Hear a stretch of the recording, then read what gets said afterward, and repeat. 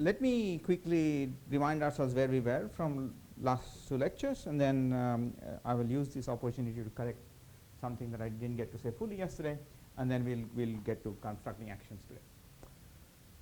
So the first step we saw was what are all the hydrodynamic structures that we can see from this eightfold classification, and we learned from there that if you wanted to write Lagrangians, there is a way to write Lagrangians for a subset of hydrodynamic transport in terms of these diffeomorphism variables from some world volume onto some target space. So we have this picture, which I will upgrade in a bit, of having some intrinsic coordinates on some world volume with some fixed vector field, and the physical hydrodynamic variables are x mu of sigma, and these map to target space data, which is some background source metric, and the physical velocity and temperature fields encoded in this thermal vector. Second, we saw that this was not sufficient. We had to do some doubling, but doubling couldn't be done arbitrarily. We had to do doubling with constraints.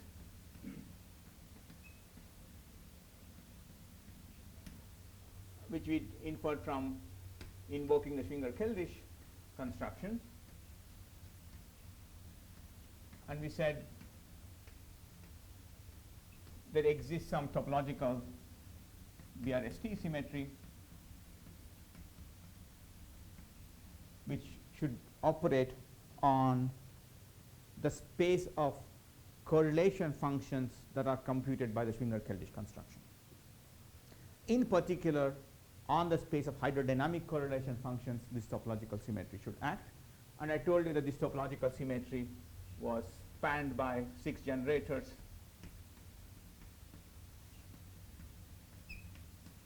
There was an algebra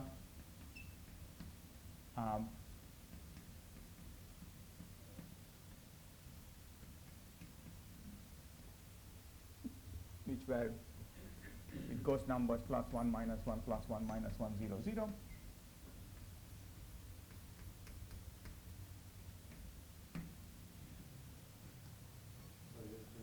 So Schwinger-Keldysh of course is very general, in which your initial density matrix rho I Yes. could be anything. Correct. And now for hydrodynamics, I presume that it's always going to be Thomas. Correct. There's no other meaning to hydrodynamics than Thomas. Correct. Stuff. That's right. Now, there's something you can do, just to, this is not relevant for anything I'm going to say, there's something you can do which will keep this structure even if you didn't have thermal density matrices. Like a pure state. Like, for example, a pure state. Because you can always do the following. You can always define what's called the modular Hamiltonian, which is the logarithm of the density matrix. Okay. Nice. And then you can use a KMS condition with respect to modular evolution. So I could say these formal words, I just don't know what they mean because the modular Hamiltonian is not a nice object. So it's not, it actually would not be like translation in time. right, but it's translation in modular time, whatever that, some other thing. Okay. But what this, okay, yeah, just so I'm happy to say other things about it, but for now that's just an aside. Okay, and then I told you that this algebra of Q's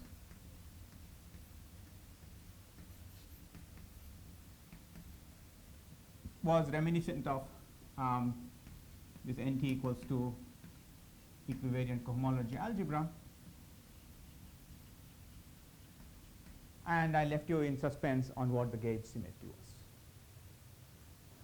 Sorry, could I ask, suppose we have microscopic theory rather than hydrodynamics, Yeah, you would still have these topological invariances. I would still have those, yes. So even in a microscopic theory, will you have BRST structure? I believe the answer is, so certainly this part I have checked and it's indeed yes. You can always, let me put it this way, you can always upgrade this theory to act on a bigger Hilbert space where these symmetries act nicely. And even the other part, Even the other part there is, like looks, at least for the discrete time translations there will be. right. And I think what Gautam asked yesterday will also pertain that they can sort of do a discretum of time translations, right, by ni betas. So that part I believe is true. What I'm going to say now will require a little bit of a leap of faith. So we're going to make an assumption. Let me correct one thing yesterday, which I think I answered you incorrectly. So you asked me, so I told you that when it comes to the comparison with the work of the MIT group, that they just have a single supercharge instead of Q and Q bar, and they have a single supercharge here. And I said, when you said they have an n equals 1 algebra, I sort of said yes. That's not true. They also have an n equals 2 algebra. Because at the end of the day, they also have a D and a D bar, and you'll see why. Okay? So the algebra is n equals 2, they just don't have all the generators. A better way to say it, the invariant way to say it, without talking about how many generators, how many supercharges you have, is what dimensional superspace does the algebra act on. Okay. Both of us need a two-dimensional superspace, two Grassmann directions. And you'll get to this later. Are the final results the same or different between the two approaches? Let me postpone that question, and I'll tell you why I find that question hard to answer on the nose. Okay. My gut feeling is yes, in a certain gauge fixed form, but there's a lot of gauge fixing going on in their discussion, and the variables are just so messy that I don't feel that I haven't really taken the effort to go and translate. Okay. I didn't feel it was worthwhile my time to do it. Okay, so right. So this is the statement. Now, I also told you that this you can think of as a gauge theory.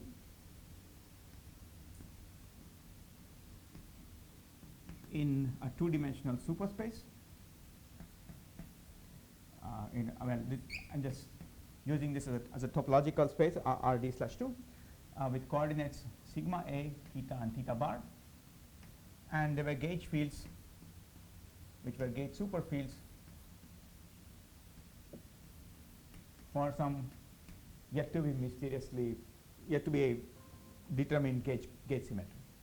But what I should say that this structure is true for any NT equals to equivariant cohomology algebra. I just need to tell you what the gauge symmetry is, what the equivariance is in that algebra.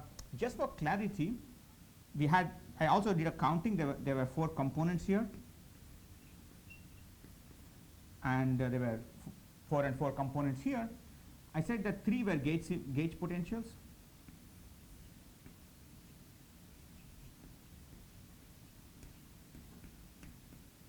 With ghost numbers plus, minus 1, and 0.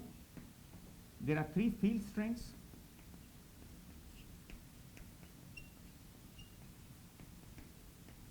You can think of them, they're basically f theta theta, f theta theta bar, and f theta theta theta bar. And they have ghost number 0, plus 2, and minus 2.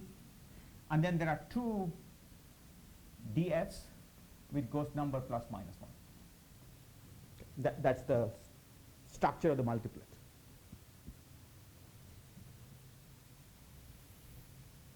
Okay. So now let's actually get to the business end of things and say what the gauge symmetry is. And here, I'm going to make an assumption, because I don't know how to translate the discrete time translations upgraded to the full discretum into an algebra. Okay? So what I'm going to say, let's assume that we work with a small enough thermal circle, high enough temperature, which is going to be relevant in the low energy limit when we do hydrodynamics, where I can approximate these discrete time translations by a continuum of time translations, by arbitrary infinitesimal translations along the thermal circle. Okay. So this is the assumption.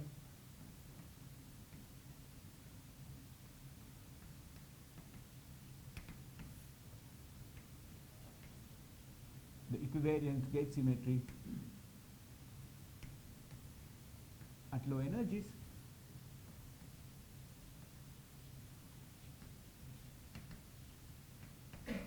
is continuous thermal diffuse.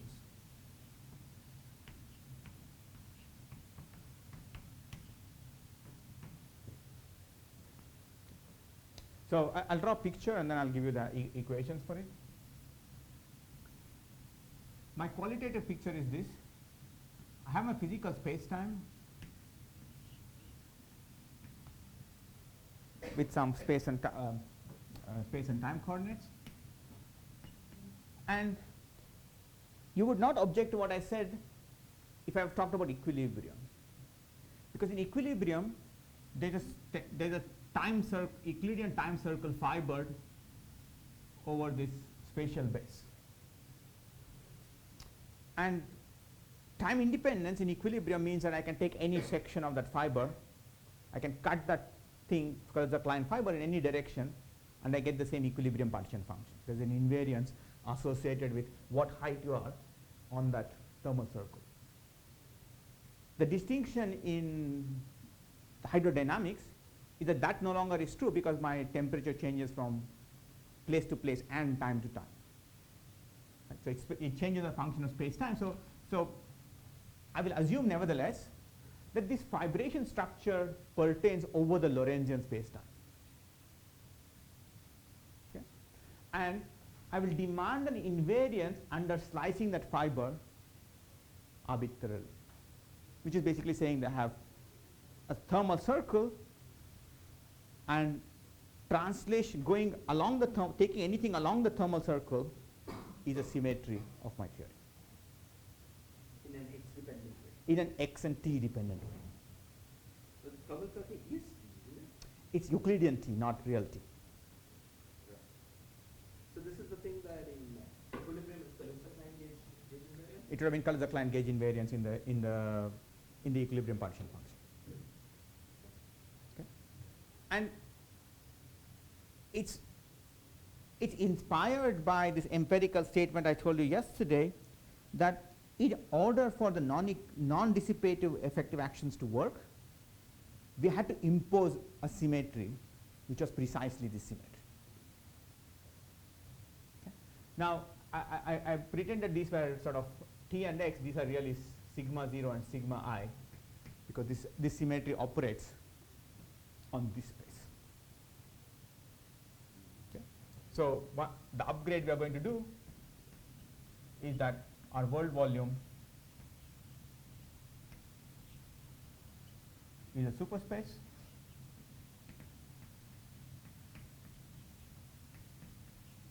with a thermal gauge field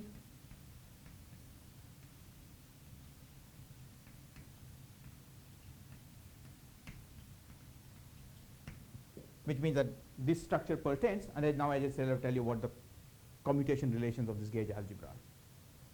The field theorist becomes more like some kind of a real rather than a group element. Yes. So I don't know how. Okay. So yes, because for finite time translations, this is not local. So when I make infinitesimal translations, I can make it local and I can make it an algebra element, which is what I'm doing here. And the gauge algebra is basically given by a bracket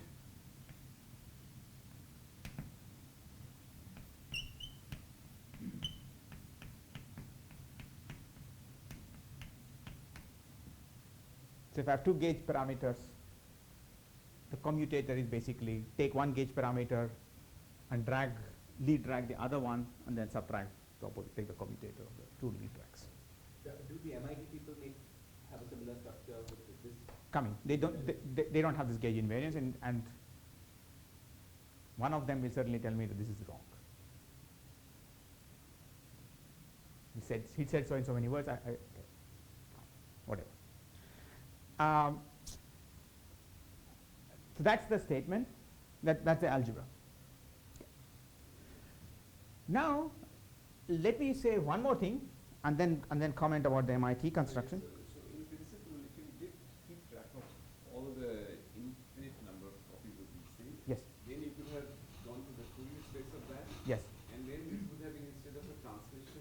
would have been it would have been a, yeah, it would have been a, we would have been presumably able to do all this. The trouble is that then for finite beta, the translations are not local. I would have wanted to do the whole group structure, and I have thoughts on what this is. I can tell you some interesting analogies we saw in the literature, in the deformation quantization literature. We have not been able to translate that in a useful fashion to a physical set of statements that we can use immediately. Okay, so if you ask me, does the statement exist for finite beta? I'll tell you, yes, give us time, we'll write it down. We'll write down the full structure. But it's just I think it's a technical thing that I have not been able to parse through. So I just need to find the right deformation quantization expert who can tell me how to do this. Let me say one subtlety with this. The subtlety is that because this is a Lie derivative, there's a structure here which is almost like the group of circle diffeomorphisms. You know what that group is. It basically gives you an algebra which is the Witt algebra. Now, you take the Witt algebra, there's a group associated with it, which is the Virasoro-Bott group. Okay. Now, but that's a full group structure of the Witt algebra. So given the Witt algebra, there's a group structure which is called the Virasoro-Bott group. The problem is I want to deform that. But sorry, I misspeak. The S diff S1, S diff S1 is a group. The algebra is Witt algebra. Now, if you put a central extension, then it's a Virasoro-Bott group. Okay.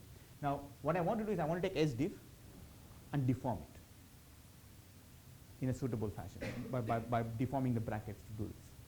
And that I don't know how to do. Okay.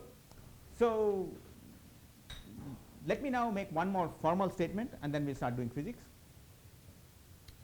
The formal statement is the following. I want to implement these gauge symmetries with this gauge algebra, with these BRST symmetries with this gauge algebra. Now, one way to work is to, and all of the structure I'm telling you about is just the gauge structure. It's not the matter structure. As Shiraz was saying yesterday, there are still the X mu fields which I'm not yet talking about. So in some sense, this is the gauge theory. I'm only talking about what the gauge symmetries are, and I have to tell you how the matter fields transform and write down an action for them. But before I do that, I want to sort of make a remark that the sort of nicer way to work already in equivariant cohomology algebra, when we talked about this universal space E.g. and so on, is not to work with these charges, because they're ordinary derivatives. They're not gauge covariant. So you can do differential geometry instead of working with ordinary derivatives with gauge covariant derivatives. So let me just say that you can write there are gauge covariant derivatives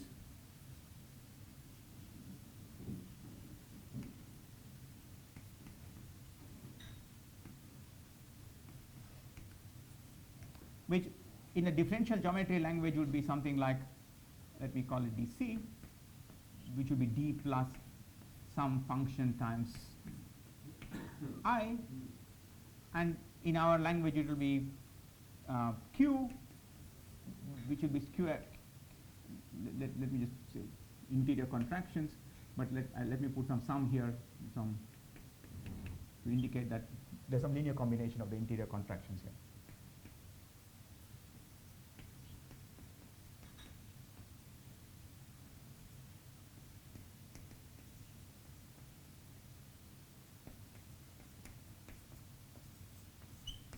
This sounds like I'm putting some window dressing, but it's relevant to answering your question. So all I've done is I've replaced my charges by suitable gauge covariant charges. But you see that these two, they had a commutator. Okay? So when you take commutators here, and when you take anti-commutator of q squared won't be 0. So sigma is a number. Sigma is a field. Sigma is going to be a field strength. Okay. Okay. So Q squared is going to be a gauge transformation along a field strength. So sigma is a gauge potential, not a field strength.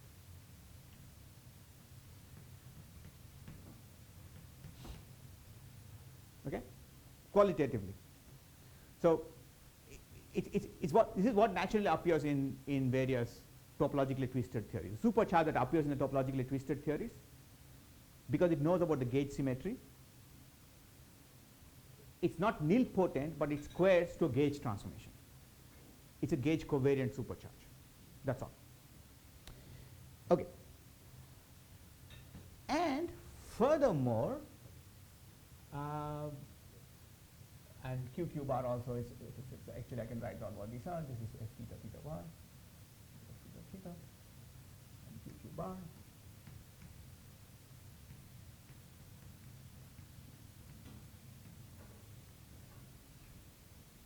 Okay. I'm just writing these F's by ghost number charges.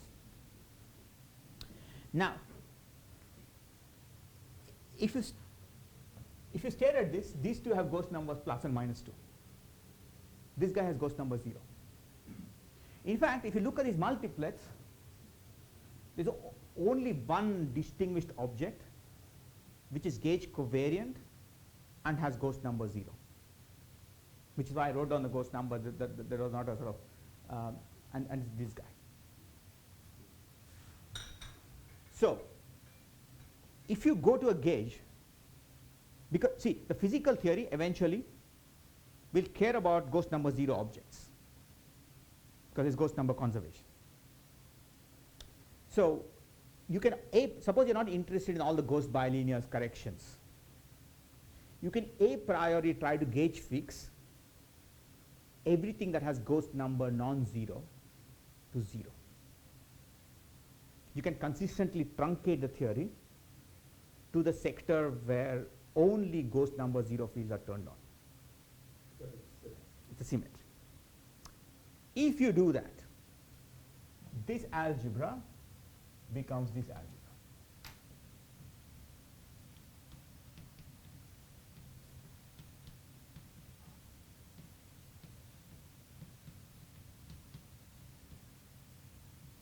And I've set this to some number. I have to explain why I can set that to a number. In fact, let me just set it to a number I wanted to set it to. It's going to be I minus I.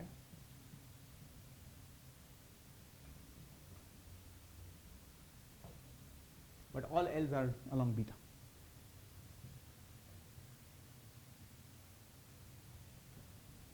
Okay.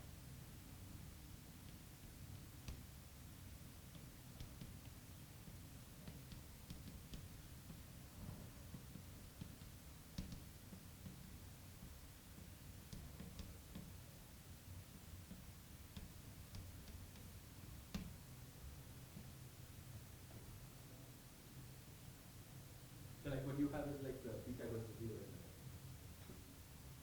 Right. And I had to, because I was only working in the low energy phase. There's a challenge implementing this, which they also don't implement. They write down this algebra. But everything they do is in the beta goes to 0 limit. Because there's a derivative inside a tanh. It does not satisfy Leibniz rule. So they have no idea what to do with this. So I will also say they don't derive this. They claim they derive this, they just write this down. So we also don't derive this. There's an assumption here. Okay? So just to be clear where things are. And just to understand, in order by order in hydrodynamics, let's say 0th order you can take Yes. beta small. Yes. But order by order you would expect the beta corrections to matter. Or not? Well, we will take them all as L betas.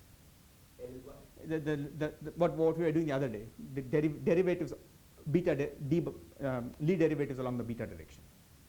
See, when we did the solution to the adiabatic structure, we classified things by effectively derivatives, but all derivatives you can sort of put an overall beta factor in front and think of them as derived differentiating that way. Yeah. So that's what we're going to do. Right. So power of beta sort of comes to power of derivatives. Uh, powers of betas count power of derivatives. I guess in a neutral fluid, I'd agree with you, or at least in a conformal fluid, that's pretty clear. Yeah. Yeah. So at least roughly. Yeah. So to you might expect that we want to go to all orders in the hydrodynamic expansion. Yeah. Truncating to a given order in beta is not okay. Or is that too naive? I think that, okay, correct me if I'm wrong, but my intuition is that the classical part of hydrodynamics and the associated stochastic thermal fluctuations, we should be able to get to all orders in beta. The quantum effects, I don't think we can. I'm not understanding why. Let me tell you why classical and quantum. You can think of this as, if you like, let's ask where does the tangent come from? The tangent actually comes from the quantum stat-make factor. Quantum in h bar or in? I would have said h bar, right? Because it's a distinction between the Maxwell-Boltzmann statistics and the Bose-Einstein or Fermi-Dirac statistics. So that's what you mean by quantum. Yeah. Quantum meaning quantum of a quantum field. Yeah. So I think in some effective Maxwell-Boltzmannian sense, all of the things we can talk about all orders in beta. Yeah. Maybe there's another way of saying it, which is the size of the thermal circle also has an h bar. Yes, because there's an h bar somewhere here, right? It's h bar beta omega, if you think of harmonic oscillator. So, good. So, if h bar goes to 0, then your size of your thermal circle is always. Right. Okay. But suppose we're trying to get n equals 4 Young's theorem. Yeah. As a function of lambda. Yes. But we're keeping n arbitrary. Arbitrary. There h bar is not 0. Or is it? H bar, effective h bar is 1 over n, no? There's a sort of bulk h bar. But g is going to 0 in the Yeah, so maybe that's the case. So I would be comfortable making the following statement in the in the fluid gravity context. The leading large n pieces we'd get. Subleading bits, I don't know. Okay, but there's machinery here. It's not like it's empty. We should be able to figure out how to deform these things to go to the subleading bits. But I'm not going to say anything about it. This is what I can say. Maybe the people on the other end of the wormhole can speak up if they want. Yes, I think so. As Mukul said, on this question of how the finite thermal translations are realized. And in fact, there's also a question of whether you actually would like to realize them also. In the sense that, like if it is a perfectly thermal state, the full thermal translations are in fact an invariance. But in some sense, the hydrodynamic state smooths that out, that statement. I mean, kind of. It passes it out. Makes the statement, yeah, it kind of makes the statement in a slightly local statement. In the same sense that hydrodynamics makes, makes statement on thermal equilibrium, but locally in some certain sense, which is true in the sense of let's say that we talk about equivalence principle that everything locally is flat, but then there are corrections. Yeah, I don't have anything more insightful to say, but I think the point that I think a question which is not completely clear, even at the conceptual level. I mean, there's a question of how do we realize it at the technical level? Okay, how do we keep get the corrections of finite thermal translations and so on? Okay, and there's a question of to what extent we want that in a hydrodynamic field, which is a conceptual question, which also is I think it's not completely clear. I mean there should be. I mean there's a certain sense in which of course locally thermal equilibrium should be a good. In a sense that, I mean, which is the same sense that in dynamic expansion you will expect locally that there should be a good thermal translation and full thermal translation.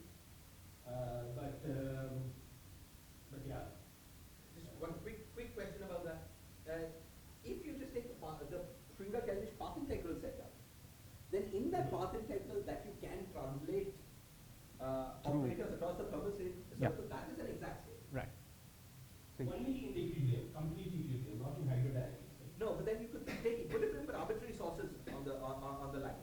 So that drives you off it. Just the initial state that activates. Well, okay, so yeah, you can start with the initial state and then do that, but that is a very not time non-local thing, because what you're so here what we're asking is that if you slice the path integral at some arbitrary time, okay, then what can you do? Okay, you're saying something like, yeah, you can take them to the infinite past, and maybe there's a thermal state sitting there, and you can use the temperature in the infinite past and do something with it. Right. Okay, but that kind of a thing is a very hard thing to do in field theory, because you actually want to know what happens when you slice the path integral. Right. To write down actions and make these things. I mean, what you're saying is in principle true, but it's about temperature which is far past. It might have been some temperature. It has nothing to do with fluid temperature at a current time. Right. So it's not even the beta. It's not even the beta. That is here. Fluid dynamics were talk about. It's some beta that was there in very fast. There's a symmetry that way. Yes. So that would be. I mean, that's a. It will be maybe important if you are thinking about some asymptotic symmetries. Early time symmetries. Yeah. So some maybe you can think of analog of how we do in quantum field theory. Like let's say an S matrix kind of situation where you say that when infinite past and infinite future is on thermal equilibrium, okay, and many things are happening in between. And then you want to understand everything in terms of observables at infinite past and infinite future, and you don't want to ask any question about what is happening in between, which is not a conventional fluid dynamics way of thinking about it, but you can think about it that way. I mean, it's just some S matrix philosophy way of thinking about some things, but usually most people want to understand fluid dynamics and so on happens in between. So then the question is, what is the symmetry in between? And that is not, and that's the question. Yeah. Just one last time, Mukul is running out of time. Just one last. Suppose we were interested just in the limited question of being able to compute correlation functions of a finite number of insertions and finite executions. Yeah. For that problem, it looks like this is enough. So that is right. There's also, yeah. So if you're exactly talking about correlators in a canonical ensemble density matrix. Yeah. Okay. Then it's true. Then it's just true. I mean, these are the illustrations and so on and so forth. So at least in that context, one could separate these two issues about whether there is something exact and whether it's discrete or continuous. Yeah. Yeah. So that is basically calculating thermal correlators. Okay. Yeah. Which you Yes. can calculate. Yes. But With yeah, using an action. Yeah, it would be nice to calculate it using an action. Agree. Yes. Using an action, this I'm not sure, because once you turn on focus, you go away from equilibrium. I know, but only in a small way, because it's only finite number of circles. But maybe later. But the point is that eventually you have to write down fluid equations, right? You cannot just. No, but I don't think Shiraz wants to write fluid equations. He just wants to calculate the correlators, which is a different problem. I mean, maybe using one wrong way. What I'm saying is that I suspect I don't think there's any local enough description to write down the action. Okay. There are correlators. You have a set of all correlators. Yes. You can write down a generating function for that set by putting down sources. Okay. But it's not completely clear to me because the correlators obey non-local constraints, which are these thermal KMS conditions. Yeah. Okay. These are I mean unlike any other usual quantum field theory statements that we know, usually the symmetry statements or something, even if they're translation invariants, they talk about discrete translation invariants and so on. So in a certain sense, this theory is close to say like doing lattice quantum field theory with a finite lattice spacing. Okay, where the lattice spacing matters and you want to keep track of everything. Where you have a crystal and you want to keep track of crystal symmetries, everything. Like, and you don't expect a local action description there. Okay, and I think that might be true here also. There are of course correlators. You can calculate them.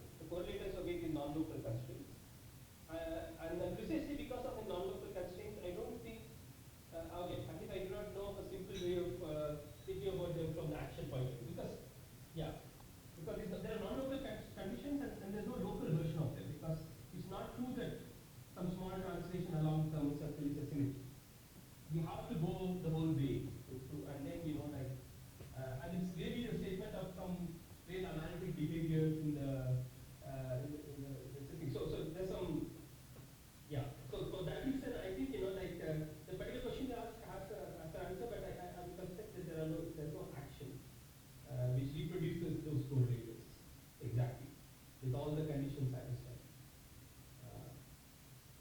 I mean, the actually, Actually, I think I would like to go on. Yeah. This is a slightly digression from the point I wanted to make. So, okay. Yeah. So, good. So now we have the algebra, we have the gauge fields, and let's talk about the matter sector.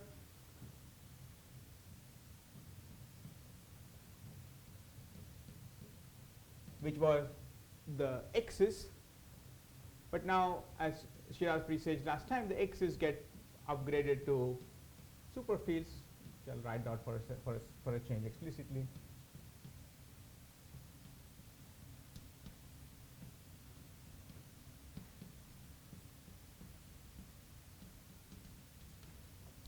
Okay, the dot dots are just fermion bilinears that I need to write down for space-time covariance. And this is the structure that you would, for example, see in SUSY quantum mechanics, to the D and D bar. All right, so, and this guy is our classical hydrodynamic field, and this guy is the fluctuation guy.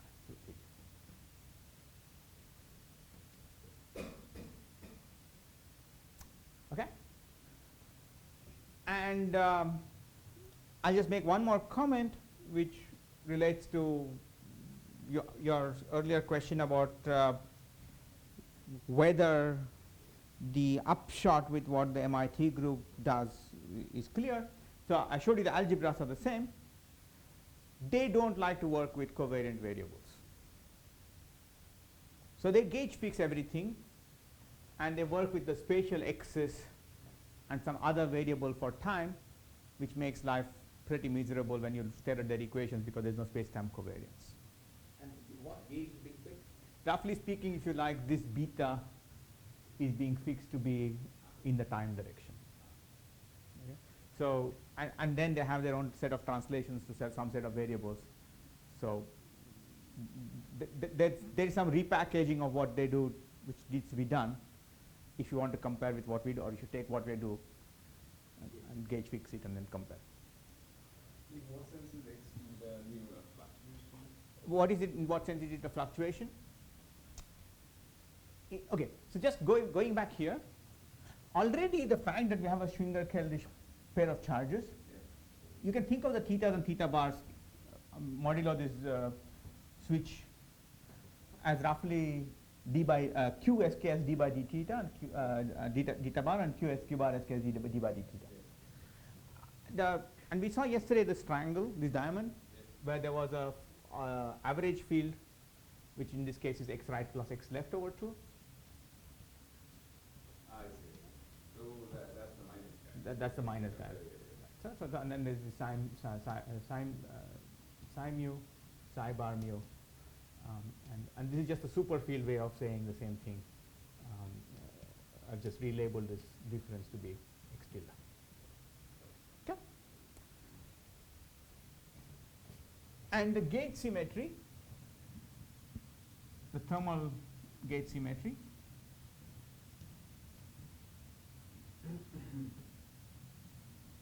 acts on this as x mu goes to x mu plus,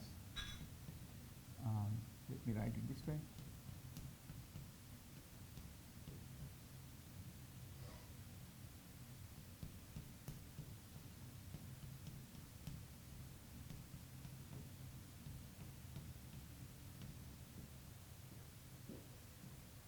It lead drags along a gauge parameter.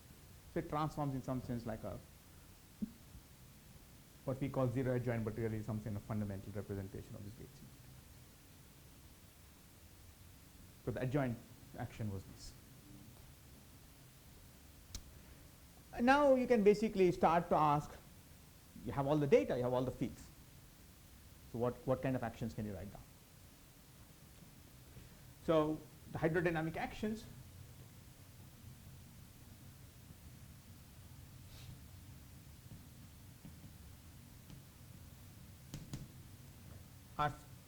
going to be given by some Lagrangian density of x mu's,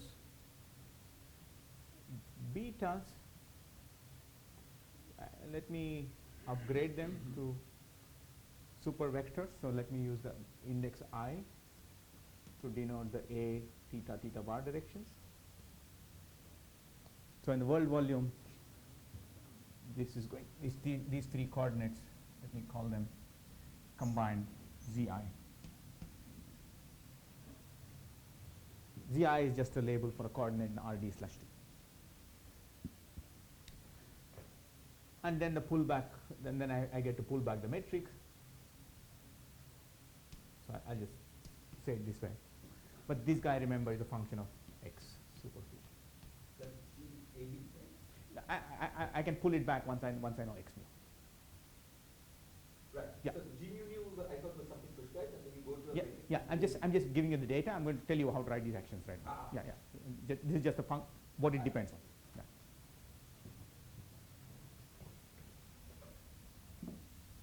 So right. So in this picture, all we have done is upgrade ourselves to X mu would be something like x mu plus lambda x mu dot.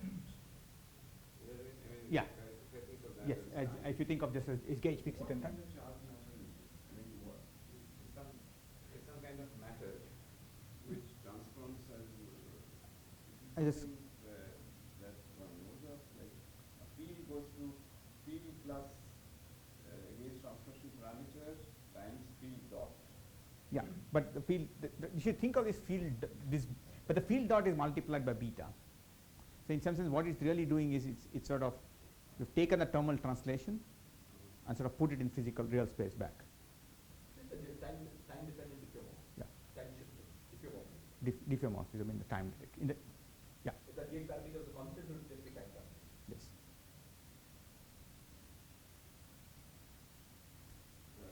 Or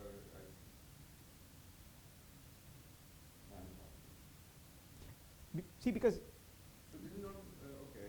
I mean operators were shifted in their insertion points by minus I beta. Right. When you do the translation O of t minus I beta minus O of t, you'd get beta times O dot of t. So this is really gauging. I mean, this gauge is part of diffeomorphism. Yes. Rather than You or maybe that's what happens to transitline gauge. Transitline gauge is usually okay. I got it. Okay, so that derivative will bring down the charge. Yeah. It will multiply some e to the power I in tau, and the derivative will bring down the charge. So Yeah. now I will see it as a charge. So this picture has just been upgraded to the superspace, and in addition, we put in this gauge. Right. Which is why you have all these shifted things when you up and down things have various gauge transformation parameters. All right, so this is the structure, and then I'm going to say a couple more things for completeness, and the pullback metric is also a superfield, and we're going to pull it back as follows.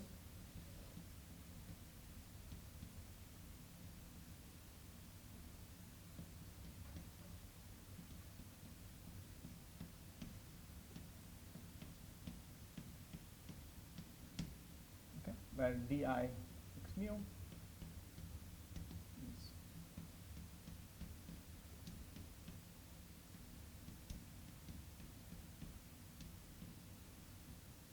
is this gauge covariant derivative. Okay.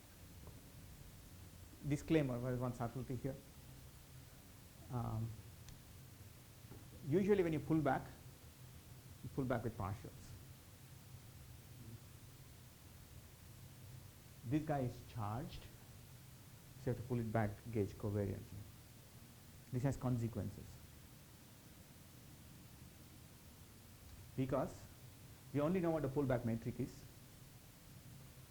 Pullbacks don't, usually when you pull back, There's a compatibility condition, which not only tells you what the metric is, but also tells you what the Christoffel symbol on the world volume is. This covariant pullback spoils that.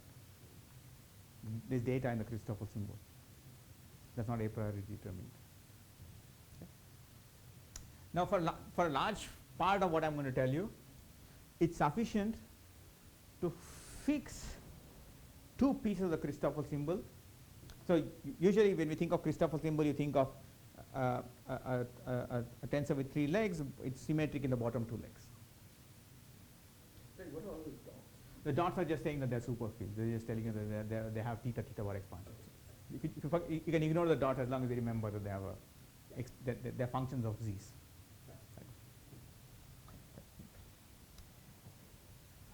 The reason is that when I drop the dots, I mean this. Yeah, I mean the bottom components.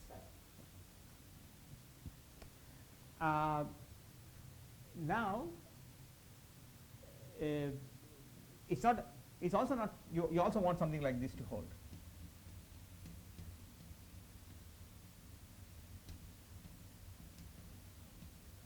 You want the graded commutator acting on x mu to be the field strength.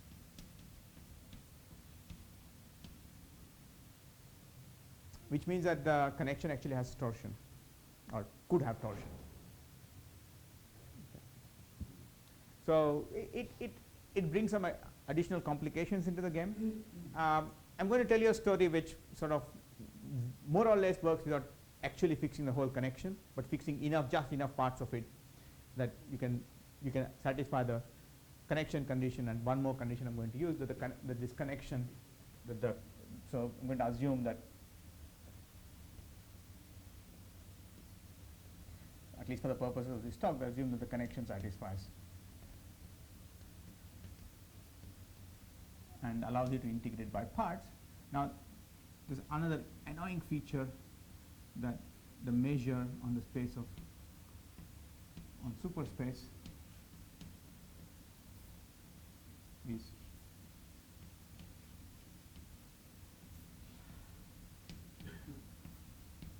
involves this extra factor.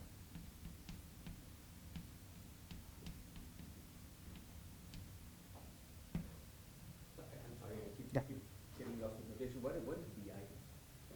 BI is a gauge superfield or something? This one? This was just a thermal vector but on the world volume. That's the thermal vector. So why doesn't the Lagrangian depend also the gauge superfield? Oh, sorry. Because I forgot to write it. Yes. Yes.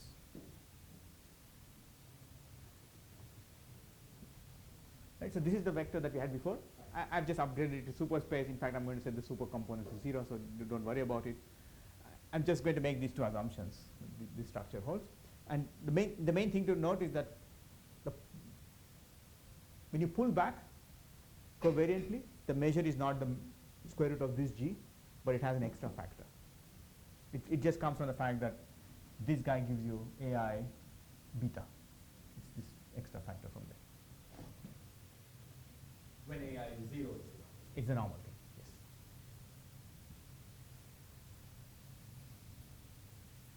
also when AI is pure gauge, it's the normal thing? When AI is pure gauge, no, it actually depends on AI, no? It explicitly depends on AI, not on F. Okay. Last caveat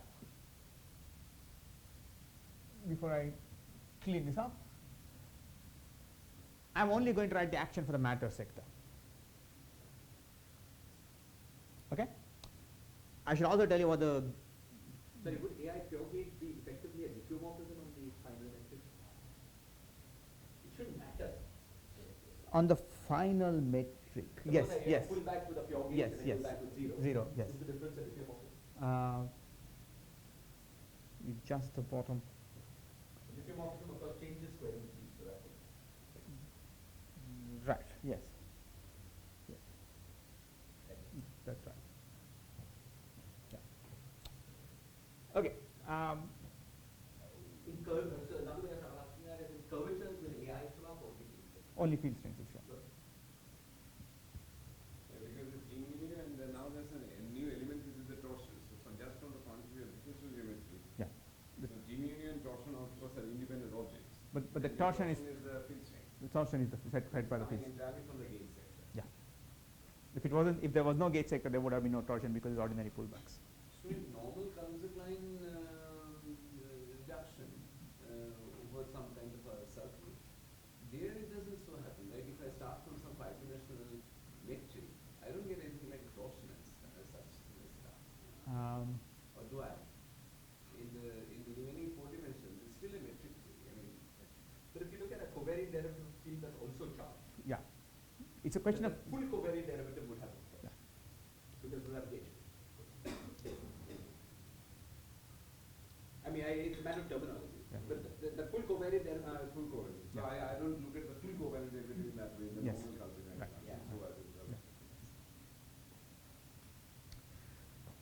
Good.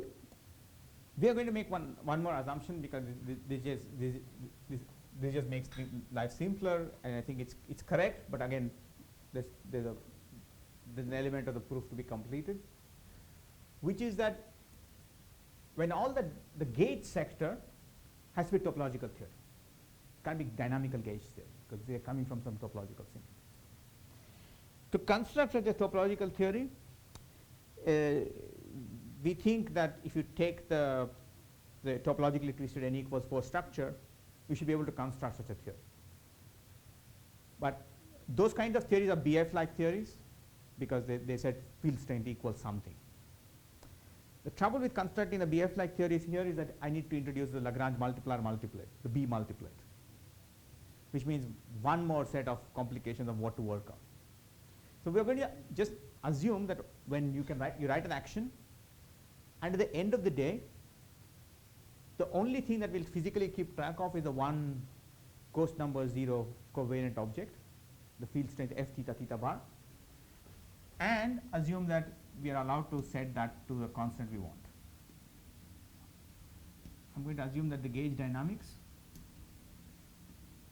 is consistent with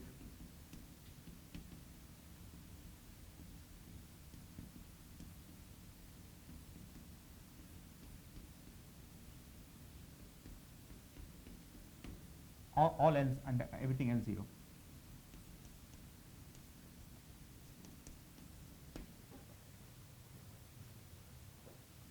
You're assuming the gauge dynamics, whatever it is, has this as a solution. As a solution. Okay.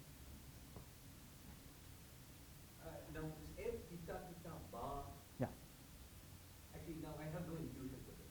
So what? There were many gauge fields. There were many gauge fields, right? And f theta theta bar, I mean, by itself is just this gadget.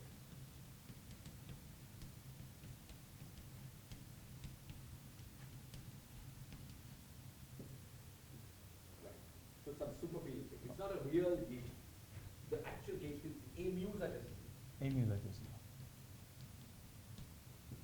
So this is a scalar quantity. Yeah, yeah.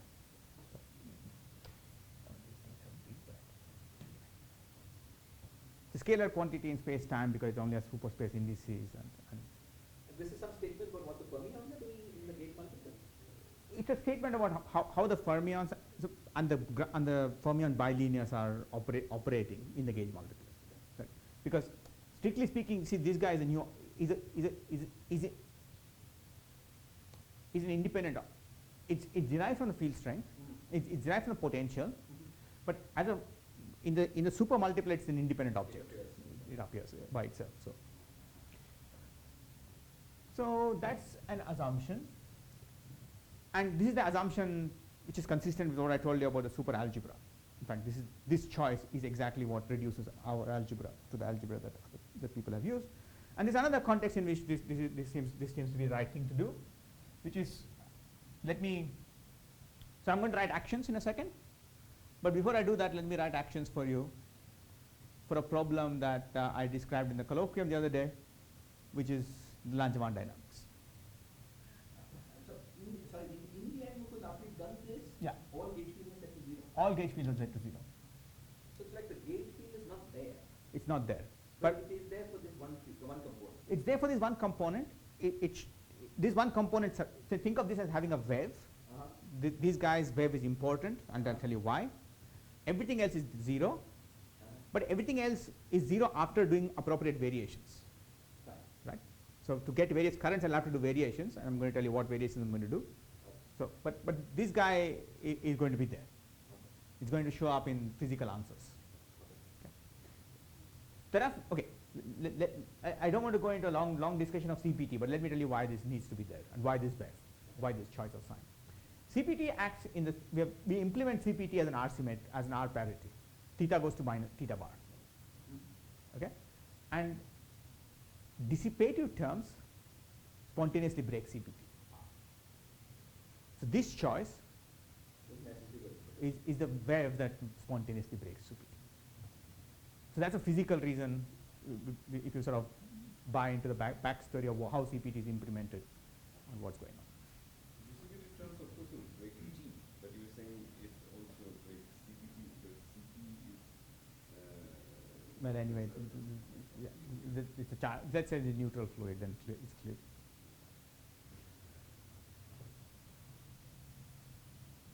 Okay, so Langevin dynamics, exactly the same, except that the sigma, there's just one time coordinate, it's just a particle. Just about the CPT, you'd expect that if you interchange the two contours, Yeah, then CPT is preserved. up to a starring, yes. Yeah. And that is That is what lead to this. Yeah. So this wave This wave comes from this, preserves that. Which two ones? the left-right contours in the Schwinger condition. So this wave breaks it. Sorry, so this wave breaks it. F theta theta equals 0 preserves it. The spontaneous breaking of CPT comes from this choice of. But why do you expect that CPT to be broken once you do that integration? I mean, so Yes, so this is the argument that why f theta theta bar, why don't we just set f theta theta bar to be a field? If we are going to just set it to be minus I, just set it minus I, and why do you insist that it's a dynamical field?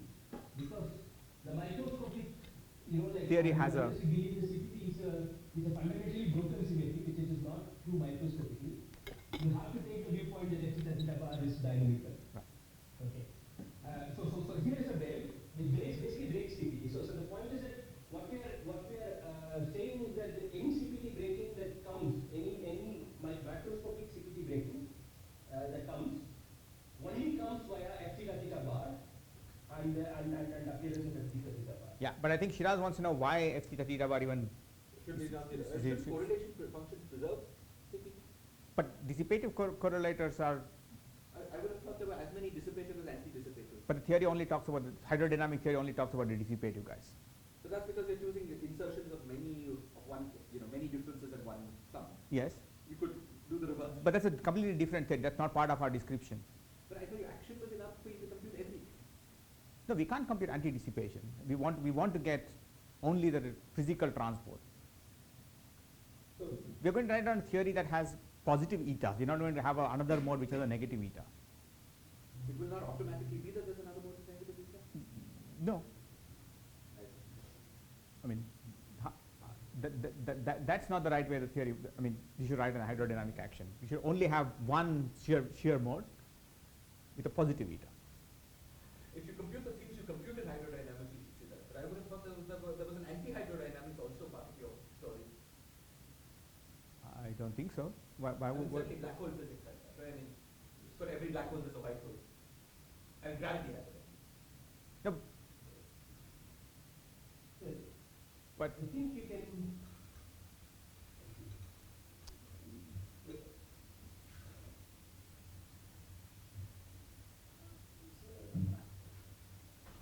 no, but The sense in which if you reverse f theta theta bar also, then you would get symmetry. I mean, in the whole theory has to symmetry. But they're asking, like after fixing f theta theta bar, is there Anti-dissipative. symmetry of the solutions? And so I don't think so. Compute correlation function. I know you guys don't do this, but let me ask. Suppose that in the eternal black hole background, Yeah, if I compute it, I know it's different because of the half and half. yeah. But in the eternal black hole background, if you computed correlation functions, you would just those correlators by themselves would have all CPT symmetry. yes, yeah. So No, but those correlate I mean, with what boundary conditions? Because one set of boundary conditions are not regular on the past horizon, the other are not regular on the future horizon. You compute the correlators that will give you the relevant to this contour. But you don't compute any of the dissipative pieces. You only compute the equilibrium correlators with that contour. No, I mean, you get contributions also from the dissipation. How? Because the boundary conditions of anything that computes dissipation doesn't respect those that contour. I mean, modes that are ingoing on the future horizon are divergent on the past horizon and vice versa. Right. So you compute the guys that we could have this discussion after your talk, but I would have thought that there's the standard prescription that you get the Schwinger-Keldysh contours by doing these things. Yeah, so Shirad, the statement is that if you also integrate over the gauge fields, if you treat the gauge fields as dynamical. So you're saying there are two different vacuum. Should I think of it that way? That there's one vacuum with f theta bar Yes. equal to minus I, and the other one with f theta bar is equal to I. Yes. And then the full correlation function gets contribution from both. Yeah. And if you're only interested in the dissipation, I only keep this one. Yeah. Something else? Yes. So, so this is very important point. I mean, this is a reason that f theta bar should be dynamical. It should be integrated over. I mean, it's not like, because for many things that we do, if you just want to get fluid dynamics, like you can just set it to minus I and forget about it. In fact, that's what many, many other people do. But the point is that, that way of doing, as you correctly say, if the microscopic theory should have CPT images, which means, you cannot just set a field which just breaks CPT and then leave it at that. It should be something that comes spontaneously, where it's some kind of spontaneous breaking, and eventually you should sum over that also. Yeah. And you should be able to see that there are two solutions. In your low energy theory, that for every minus I solution, there's an I solution. Even in the low energy theory, you should be able to see CPT sort of emerging, as we see in black hole. Well, in the low energy, we are expanding over some vacuum. So there we would get, that turns out to, there if you reverse f theta bar, you have to do something else. You have to, redefine variables. I think it's a mistake to think of our low energy theory as just the eternal black hole. Our low energy theory is really a fluid gravity solution, which is already broken time reversal. So, but I thought you were producing the low energy theory that would allow you to compute all correlation functions of the Schwinger-Keldysh contour. So, at the level of the theory, everything I said till this point that would do it, right? But the point where I put in the Wes is where I make a choice of which boundary condition I'm going to use. What does that mean in terms of correlation functions in the Schwinger-Keldysh contour? You're only going to allow yourself to compute some correlators, not all? Is that the point? I thought the Schwinger-Keldysh contour has no distinction between plus and No, but it has a distinction in the sense that there is to get to your anti-dissipation, I'd have to talk about the advanced Green's function, not the retarded Green's function. So you switch the top contour to the bottom. Right, but I'm not going to do that. Right? I'm only going to talk about retarded Green's function. That's why Your action will only be a theory for some kind of correlation. Yeah, because it only compute a I would say it's kind of calculating correlators in a state, in a fluid dynamical state. And actually, you allow the fluid dynamical solution to evolve. Okay, then you ask, in that state, what you want to compute, right? Where the state itself has broken CPT. But suppose I asked a simpler question. Just I've got a thermal density matrix and I want to compute Schwinger-Keldysh contour. Can I compute Schwinger-Keldysh correlator? Can I compute all of them with your action? Well, first of all, 5 insertions of the stress tensor in any order on the Schwinger-Keldysh contour. But I would say that, at long distances, as soon as you turn on sources, okay, you're chosen the time, right? but first of all, Shiraz, not all Schwinger-Keldysh correlators are hydrodynamical. Right. You have to wait for long time.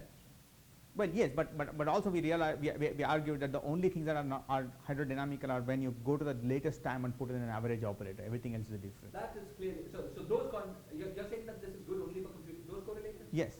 All right. Because Yeah, because I mean, how else would you compute all finger Keldysh correlators, which would require, well, If you're going to restrict attention to those, I have no argument. So- But sorry, if I but- want to but- be able to do more. If it is like an No, I think you can compute fluctuations also. I But- think you can compute.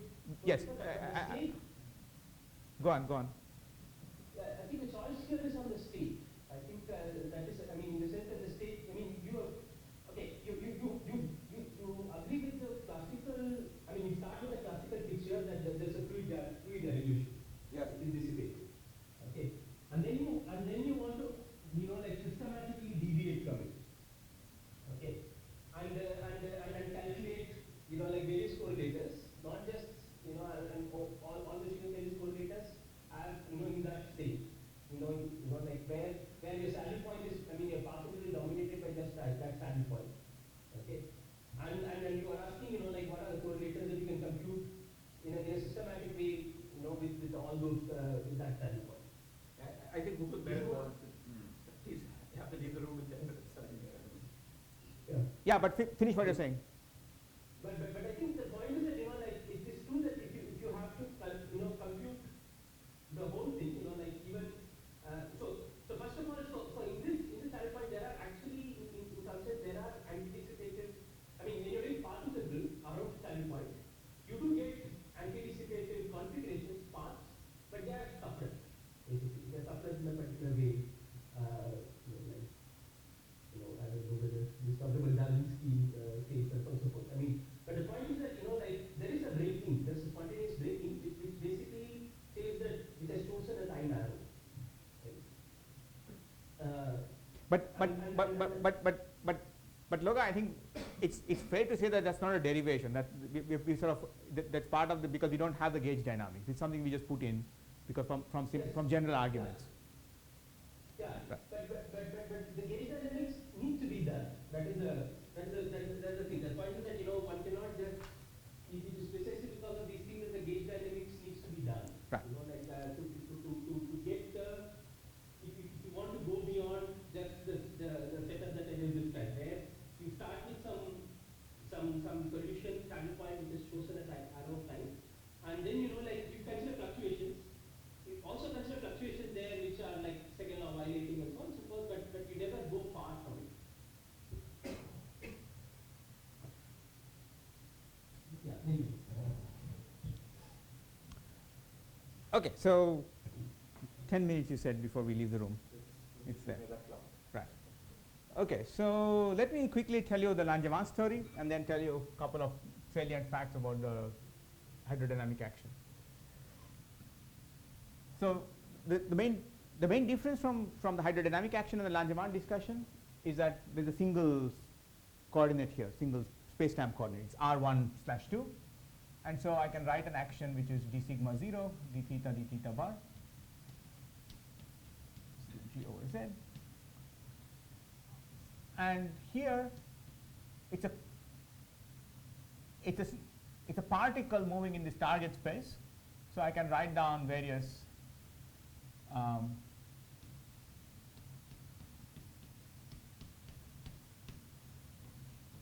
I can write down a potential for that particle, there's a superpotential, and I can write down a kinetic term for the particle,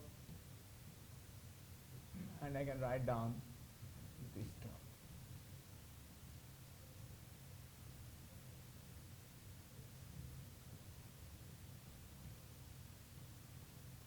Okay, let me even pretend that this is one-dimensional Langevin motion, so this is easier to write.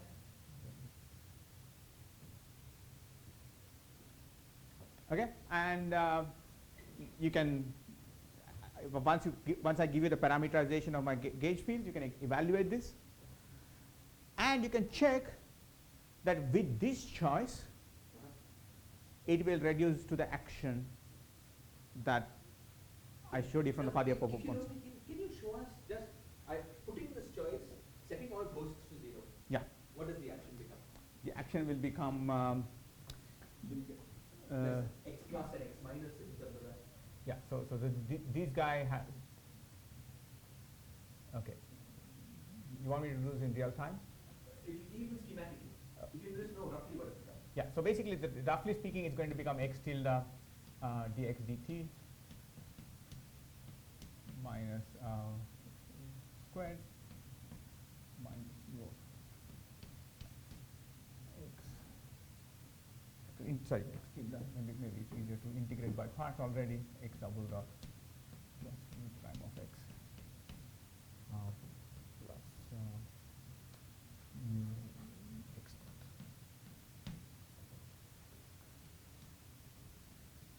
Yeah, no, this is what I think what I meant to say. So x, let's say that the equation of motion of x tilde makes x dissipated. Yeah. The equation of motion of x makes x tilde anti-dissipated. But x tilde is not the classical, is not the time reversed field. Okay, but there is an anti-dissipated movement. Is that projected out somehow? It's no, but see, x tilde is a fluctuation field. It knows about pieces that anti-dissipate, but I would not call it the advanced Green's function. Because in terms of correlation functions, x correlators are retarded correlators. The x tilde correlators are the symmetrized correlators. Okay. But you can go from knowing both of them to the advanced correlator, Okay. but I think it's incorrect to just call it x tilde as advanced correlator. Yeah, Shirag, there are anti-dissipating fluctuations, but the basic statement here is that this action that Newton has written down does not have t going to minus t squared. Yeah. But at this level, it looks like it does, right? I just interchange x. Suppose I set b prime to 0. Then at this level, this action has a t goes to minus t symmetry because I interchange x and x tilde along with t goes to minus t. Well, x and x tilde are average and difference p. So No, but let me forget what they are. Just if I want to know whether there is a t goes to minus t symmetry of the action. I'm claiming that x goes to x tilde and t goes to minus t is a symmetry of the action if I remove the b prime x. Yeah, okay. Well, you cannot Newton can first write an x tilde square. I mean, that term just don't forget it. Okay, fine. This is not Fine. Yeah, this all has a new here. Yeah. Yeah. Okay. Fine. Yeah. Yeah. But it's But physically, I mean, at the level of correlation function, it's very clear, right? I mean, how do you go from fluctuations, average correlators, to the advanced Green's function? So I think it just, yeah.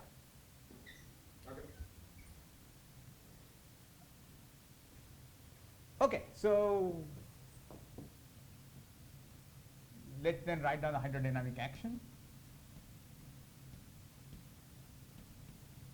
by doing the same thing. So it's going to basically now be just some space time integral of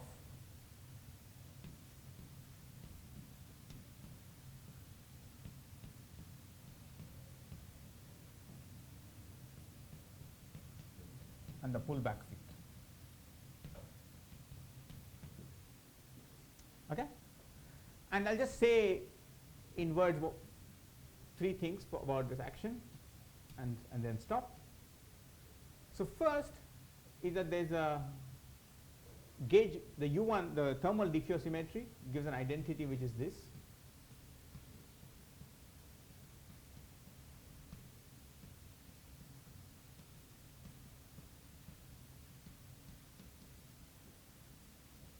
Which, if you separate this out into ordinary space and superspace components, it's really what we had before.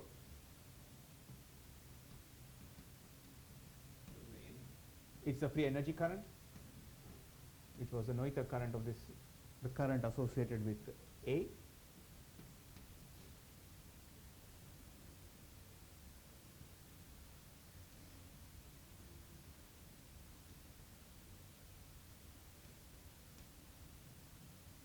Okay, so this action does reproduce the structural aspect of hydrodynamics that we sort of put in, and the dissipative terms here will give delta.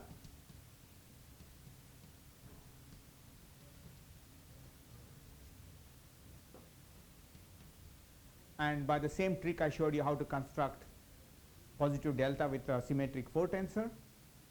The action will also have the symmetric 4 tensor explicitly put in so that you will reduce back to the discussion we had before. Sorry, I was spacing out. What was your capital M and please? it's the current conjugate to AI when you vary with respect to AI. And that's because that was the free energy current which we defined. And I've just You wrote a superfield equation and then replies this. And then finally there is a superfield equation for the energy momentum conservation.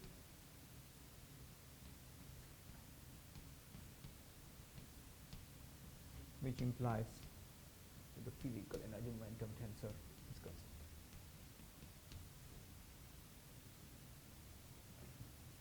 Okay, so I think we're already being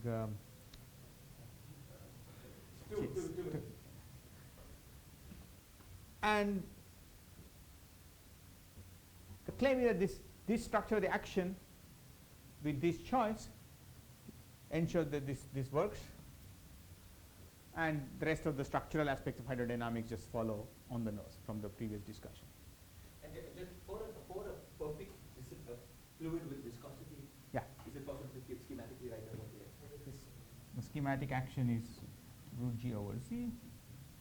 The free energy current, some function of the temperature which is obtained from this length of this vector, plus, let's say, let me write the bulk viscosity term, which is a bit easier.